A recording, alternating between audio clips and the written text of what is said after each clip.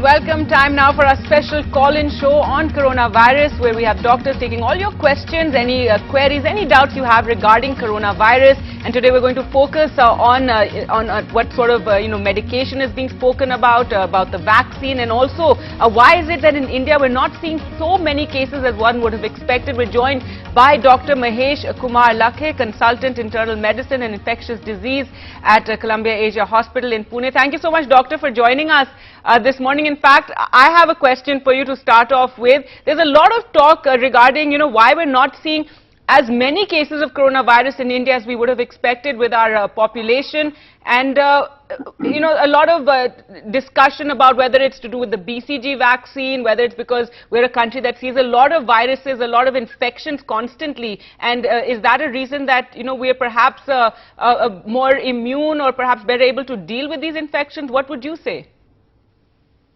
Good morning. Thank you, NDTV, for calling me. Why we are not seeing so many cases as of now in India? See, one is, I think we have taken this timely lockdown, and that is a very important reason not to see, the surge of cases as it has been seen in many other European countries and US and some other countries. Regarding the BCG vaccination, there is no clear-cut evidence that this actually prevents the COVID-19 infection, but there is some association which has been seen. These are all association studies, and these are not the clear-cut evidence-based studies. So I think we need to have some more amount of time and some more research to actually conclude to this association. Other thing is, I think lockdown and social distancing and the awareness, the kind of awareness which has gone through in such a short period of time across the country is commendable, and I think that is helping us to, fight this illness. Apart from that, I think Indians, they are exposed to many kind of microorganisms from their childhood and all. So the kind of adaptive and adaptive immunity which they acquire is, I think that must be helping. But I think lockdown, social distancing, and hand washing repeated, these are the important reasons that we are not seeing the infection. The second point is, around 80 to 85% of the people who get infected, they will be asymptomatic. So right. It will be like just a passing by infection, and they might not know that they are infected. Unless otherwise you go actively, proactively and test them. Remaining around 10 to 13% of patients, they will have milder symptoms. So they will get better with some of the symptomatic medications like paracetamol and so on and so forth. But there's a danger also with the asymptomatic people in being these spreaders, and they don't know they have it, and they could spread it to the more vulnerable among our population. Exactly. That's the right point. So these are asymptomatic patients or pre-symptomatic, like, people who are about to get some of the other symptoms in, say, next 48 to 72 hours. These are the people, they are actually spreading the infection too fast to a vulnerable population, that is people with age more than 6 years and, with other comorbidities like hypertension, uncontrolled hypertension, diabetes, cardiovascular risk factors, people who are on immunosuppressive medication. Right. Doctor, I have to go across to our first caller. We have Hariharan calling in from Bengaluru. Go ahead with your question. Hi, very good morning. And first of all, I would like to thank all the doctors who are actually battling with this COVID-19. Thank you, doctors, for all this. My first question would be called as, since the last time when I called for this, called as reoccurrence. So I had a question on reoccurrence. Do we have any kind of data that, which tells about, which talks about, do we have any reoccurrence for coronavirus? That is one. Second would be, what would be the after coronavirus effects? Let's say if the lockdown has been completed, let's say the lockdown is extended till May 31st, or let's say till June or whatever is it. Now, what would be the after coronavirus effects, and how people should react after this lockdown, or let's say how people should react after once the particular life comes into a All right, so let's go across to Dr. Lakhi for that. And yes, so a lot of, interest in this fact of this relapse, because we've had a couple of cases where patients have tested negative and then come back with the disease in Mumbai and in Pune also this happened. And of course, then you can go on to the second question about how are we to behave post the lockdown lifting. Yeah. So, see, there are reports of recovered COVID-19 patients being tested positive again in, countries like China, South Korea, and Japan.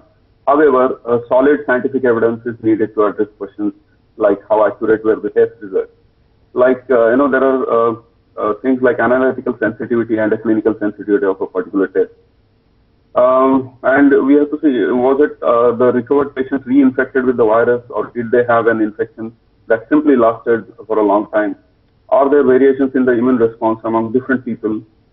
These questions could help us understand the immune response of the virus. And currently, it is unknown how long the immunity of COVID-19 patients can last. Could be because of partial immunity or because the adaptive immunity system is missing in organ transplant patients and people living with HIV. These kind of patients have to be, looked into, and they can be compared with the normal immunity patients to answer these questions. However, question arises, could the virus potentially mutate in such a way as to cause patients to become susceptible again? So these are again, some amount of time will be required to answer these questions. So the second part of the question is, after coronavirus, what should be the response of the people? See, basically, this lockdown is not the end of the story or cure of the disease. Lockdown is to just, control the sudden surge of the cases, which are actually going to test our health facilities in our country. Basically, this virus is going to spread across the society, or across at least 40 to 50% of the people. But the real question is, real question is how you handle those, sudden surge in the cases. So even after the lockdown is taken out, the life will be like totally different.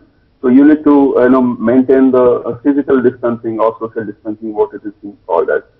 So that is very, very important. Right. And apart from that, using masks, especially when you are going out. Third thing will be reverse quarantine. If you have people who are more than 60 years of age, or with all those comorbidities or vulnerable population, they have to be kept in kind of a reverse quarantine in your house itself. Till you get the vaccine. Basically, doctor, a whole new reality for us awaits us after the lockdown lifts, and a whole new, sort of habits and practices that we'll all have to adopt. We're also joined by Dr. Vikas Maurya, Director and Head of Pulmonology at Fortis Hospital. Thank you, Doctor, for joining us this morning. We have another caller from Mumbai, Ramanathan. Go ahead with your question. Ma'am, I am working in terminal number 2 in immigration, basically. So people, those who are coming from outside, interacting with the people and all over the country, basically. So the mask which has been given by them is a normal mask, not a N95 mask. So whether it is effective, because approximately 1 meter away from them in the immigration counter, those are standing in the 1 meter away from them actually. So whether it is effective or not. So currently, you're not going to work. Are you? Or you're going to work now? Yeah, we are going. See, lockdown is also there, but we are being called to work over there. Not that around 7 days, 5 days, 7 days, people are there. They are able to go there actually, because immigration is there. Evacuation flights are there, charter flights are there, cargo flights are there. So we'll have to go and do the immigration. All right, Dr. Maurya, he works in immigration, and he's asking about how to protect himself and the mask that he's been given, whether that's enough, and what other steps can he take? Yeah, see, my understanding is that those who are working, like healthcare workers, and those who are working at the airports and the seaports at the point of entry, I think it's better to have an N95 mask for them, because they are directly dealing with the patients, who coming from abroad. I mean, the travelers coming from abroad. At the moment, if you see all those cases which have come to India, they have come from the people who have traveled from abroad. So I think that's what we should have, the N95 mask. Which these people should have at the point of immigration. All right, and any other measures that he can take? Of course, must maintain distance, I suppose, when interacting with people. Yeah, at least, the basic thing has to be the same, like, maintaining the social distancing. At least a meter distance has to be maintained while dealing with such, the travelers. and obviously they have to do again, the hand hygiene, the respiratory hygiene, and all these, the social distancing measures needs to be maintained at that point of time. They should have, hand rub or hand, sanitizers along with them, because these things are necessary along with the personal protective equipment which they should, get from the Government of India. All right, we have another caller from Mumbai, CP Mathur. Go ahead with your question.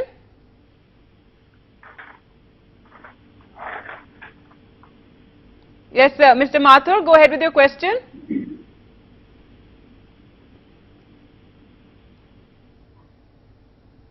All right, well, seems that we can't connect to them just now. But yes, Dr. Maurya, we were earlier discussing with Dr. Lakhe about how we're seeing in India not so many cases as we would have expected of coronavirus. Also, there's been a lot of talk about how the viral load is a lot less people infected with coronavirus need to be on ventilators. What would you say on this, and what have your observations been? See, my observation is that, at the moment we are, truly speaking, not doing enough testing at the moment. I think we have to speed up the testing, and at the moment we are testing only those who are symptomatic, for example, coming from abroad, who are contacts or healthcare workers, or any person who come in contact with the positive case and having the symptoms. So I think because now we are going to have the rapid antibody kit testing as well. So I think we can speed up our testing. We can go for testing people having influenza-like illness, and those patients coming with the symptoms. Apart from those who are not in contact. So I think we have to speed up testing, and that's the only way forward that we can find, and that can happen with the new kits which have arrived, and we have to strategize our policies.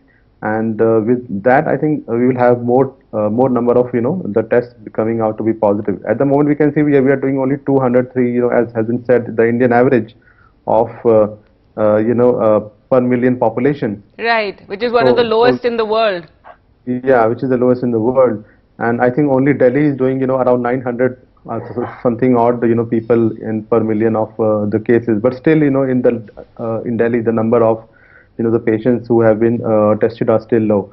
So I think we have to speed up the testing. That's the most important aspect which I could see, at this point of time. Right, and that's what the WHO also says, saying while the lockdown does help, of course, but during that period one needs to increase testing and identifying where the coronavirus is. CP Mathur is back with us on the line. Go ahead with your question, Mr. Mathur. Doctor, I'm 71 years old.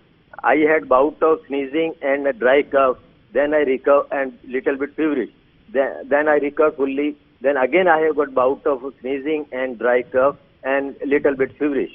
Should I go for the test, blood test, or whatever it is you suggest? All right, Dr. Lakhe. Yes. See, Mr. Mathur, you're 70-year-old and you're in a vulnerable population. Unfortunately, the kind of symptoms which you are having, sneezing, dry cough, and mild feverish and all, is actually seen in many other conditions like a common cold or an allergy as well. But you need to actually check your temperature properly, because in COVID-19 many of the clinical studies have shown that fever is one of the most common symptoms, and usually it is 100 degree Fahrenheit and above. Simple snarls and sniffs are not very commonly seen in COVID-19. So I think if you have a past history of allergy, or and if you have not come in contact with any person in the last 2 weeks who is apparently unwell or positive COVID-19 or not traveled, in that situation I think you can take your regular medications of allergy or an upper respiratory tract infection, talking to your doctor maybe on phone. But if you develop a fever which is constantly more than 100 degrees Celsius, if you're feeling relatively generalized weakness and tiredness, these are some of the symptoms. Apart from that, if you are breathless even walking in your household, I think these are some of the important symptoms.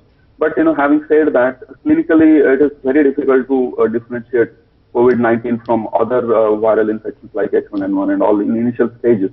So talk to your doctor, take medications. If you're not getting better, I think you should get your... But should he want to get tested? Will he be able to, Dr. Maurya, to you, is it, if he's still very worried, how easy is it to get tested now? See, I agree with Dr. Mahesh that at the moment what he has the symptoms like of a common cold or an allergic symptoms, but in case if the symptom persists and he wants to get tested, I think he should go to the government designated hospitals or the labs, and he can even go to some physician and get the prescription for the testing from the private lab as well. So, the only thing that is the persistence of the symptoms is very important. If the symptom continues to be there and doesn't come down, then I think he should get it tested from the designated labs. All right, we have a caller, Madhuri from Hyderabad. Go ahead with your question. Yeah, good morning, everyone. I'm Good Madhuri morning. from Hyderabad.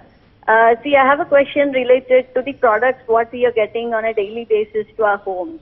We have to buy so many things, so many groceries on a daily basis, vegetables, fruits, and sanitizing them is becoming a big headache for us. So we are now working from home, no maid, with a lot of work at home, and sanitizing these things is becoming a hectic task for us. So is there any evidence that the corona spreads via any of these products, or any vegetables or any fruits or something like that? And if so, how do you sanitize them? Because my husband is a Ghar Ka corona warrior, and he is doing all of this job along with his day-to-day activities. Right. He is working, he's an employee, and so on. I think you got this question, isn't it? Right. So, Dr. Lakhe, really, I think this is a question many people have, and many people are, as she says, working from home, managing household work as well, and at the same time very concerned about any items coming in. So, tell us, what is the protocol one should follow when, bringing in these grocery items? Yeah. See, the question is how long can a virus survive on a surface? So this depends on the surface material and the amount of virus present. A study which has been published in New England Journal of Medicine on March 17, 2020, they have investigated different kind of materials like steel, stainless steel, plastic, cardboards, and copper. And the authors used an initial virus concentration similar to that found in the respiratory tract of infected people. The virus remained detectable for almost from anywhere from 8 hours to 3 days, with the shortest persistence on copper and the longest on plastic. Another study that looked at the related virus SARS-CoV, the virus responsible for SARS outbreak in 2003 found it was detectable for up to 9 days also. But that was with the previous virus. So an interesting related question is how long should we worry about becoming sick after touching this contaminated surface? Generally, by and large, whenever you get any cardboard or plastic kind of material, which is usually easily washable with soap and water, I think whenever you get all these kind of things which are packed in a plastic box or something like that, if you can remove the product within and take it, that's good. If you are not, then at least wash with proper soap and water, which is washable, and things like vegetables and all. You can, if you can possibly keep them in sunlight for 4 to 6 hours, and then wash with warm water. I think that should be enough, because anyways you are going to cook that kind of vegetables and things like that in a boiling temperature. So I think that should suffice. Right. And washing your hands after and after touching any kind of product with soap and water or alcohol-based sanitizer should be the usual practice. And you have to keep reminding yourself every now and then because you need to get into the habit of right, the hand hygiene is something all of us need to really incorporate and constantly be washing our hands. I think many people have now started just doing it regularly. We have Dipin calling in from Noida. Go ahead with your question, Dipin.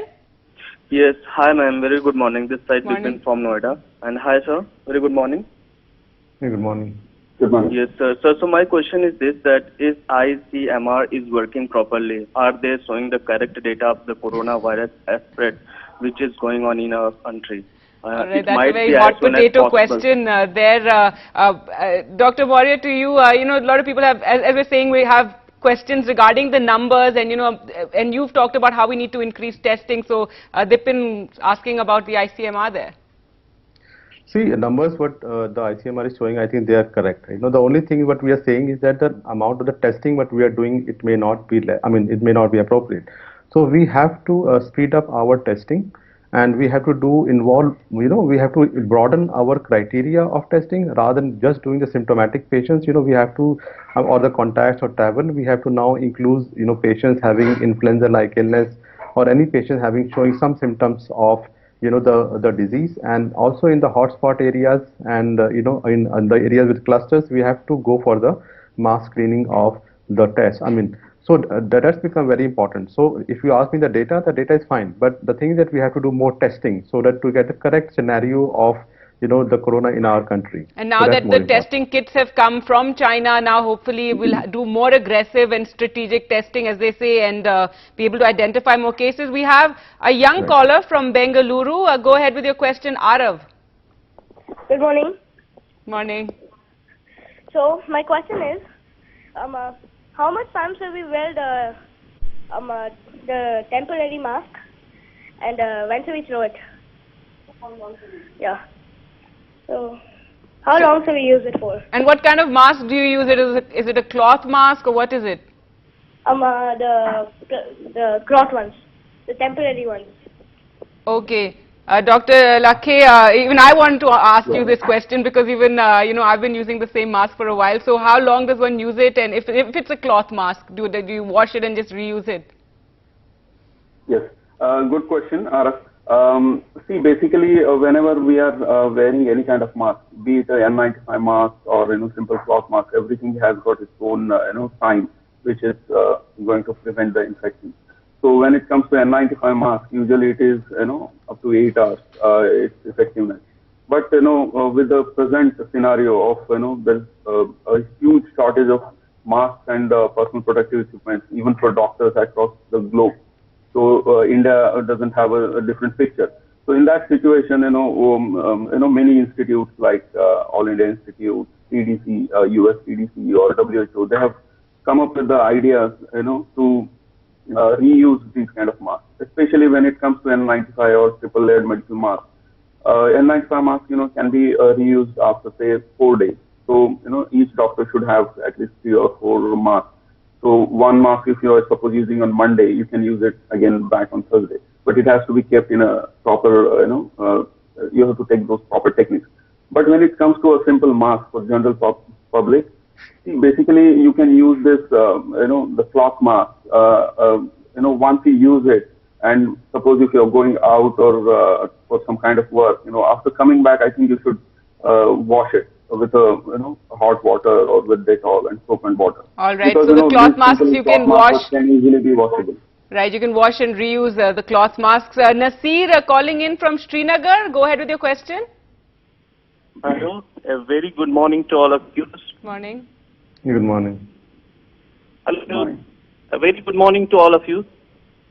Yeah, yes, good go ahead. Actually, I have 2 questions. My first question is that possible that a virus can get into the ear canal?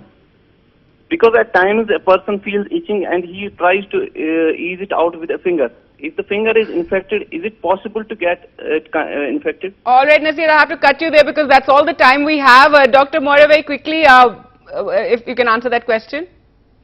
No, I just don't get it clear. He's asking. He's saying, can you get the virus in your ear canal because sometimes your ears feel itchy and you tend to scratch it, and so that's his question. No, see, we have already, it's very clear, it's just like a respiratory virus. Usually it enters through your nose, to your mouth, and it can cause, ear ache, but that's only because it involves the respiratory tract and our, the ear canal, the inner part of the inner ear canal, it opens in the respiratory tract. So that may cause earache, but it doesn't stay in your outside ear canal, that's for sure. So that's not, what it will cause the itching and all. So don't worry about it. If you're getting an ear itching, it may be something else problem, but definitely not because of the corona. Yeah. All right, well, that's all the time we have. Thank you so much, doctors, for joining us this morning and taking all those questions. Thanks to all of you watching at home. Time for us to slip into a short break.